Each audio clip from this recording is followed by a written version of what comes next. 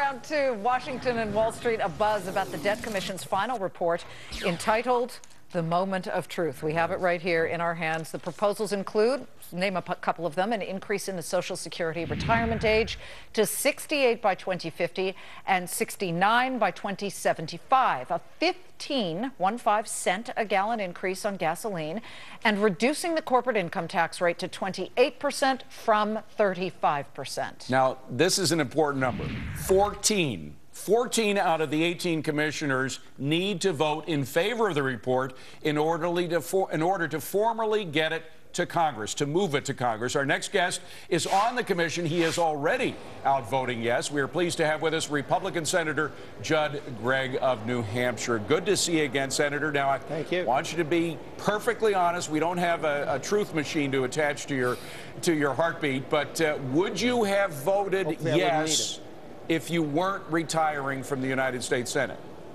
Oh, very much so. I mean, in fact, if you look at my record, I've been throwing out ideas for how to address this deficit for a long time, and all of them have been rather difficult politically, but I think we have to go in that direction. We got into this hole by spending a lot of money we don't have. We're not going to get out of it without making some very difficult calls. This commission has put forward a proposal which doesn't solve all the problems. It's not a global solution, but is a major step down the road to establishing fiscal responsibility. It stabilizes this massive increase in our debt and slows the rate of growth of that debt to something that's more affordable. Right now, we're on a path to basically ending up like Greece or like Ireland, maybe not as soon as they did, but clearly we have that as a problem because our debt to GDP ratio is headed towards 100%. Senator, we applaud the commission, especially the ones who are saying, you know what, it's not perfect, and if we hate something on it, then maybe there's something good in it for everybody if they're all annoyed. But looking at some of these issues, I can hear the special interests start to scream. 15 cent a gallon gas tax, you're going to start hearing from the oil companies. You'll hear from the home builders when you talk about getting rid of the mortgage tax deduction for any mortgage above $500,000. How do we get beyond that? Put in earplugs and say, I can't hear it. We've got to at least do something.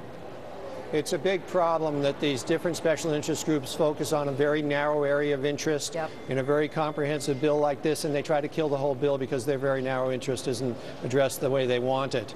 The simple fact is, however, the American people are way ahead of the Congress on this.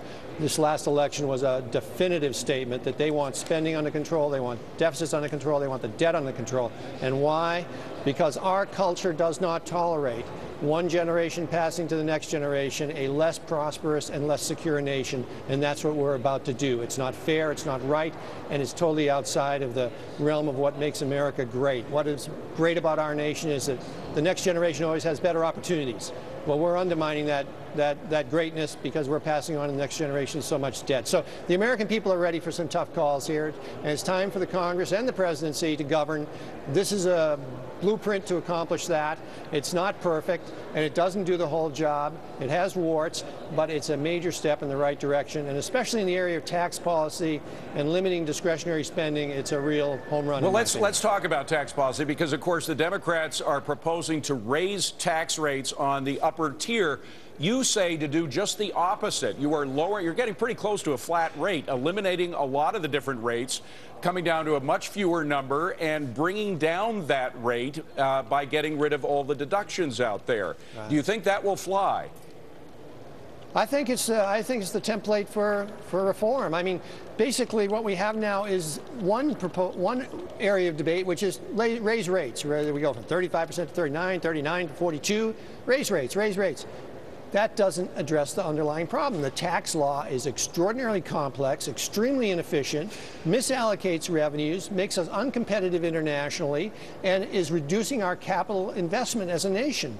If we go to a tax law which basically says we're going to have very low rates on individuals and on corporations in exchange for virtually no deductions or exemptions, you're going to have people invest not for the purposes of avoiding taxes, which is what they do today, but for the purpose of getting the best return, which means they're going to create jobs, create prosperity, and in the end create a lot more revenue. So rather than arguing on the old tax system, let's move outside the box and move to an argument which basically Ronald Reagan and Bill Bradley did in 1986 and follow. This is sort of, I call it Ronald Reagan on steroids, you know, the Reagan-Bradley tax proposal on steroids of '86, and that's exactly what's proposed here, and it's the area we should move in.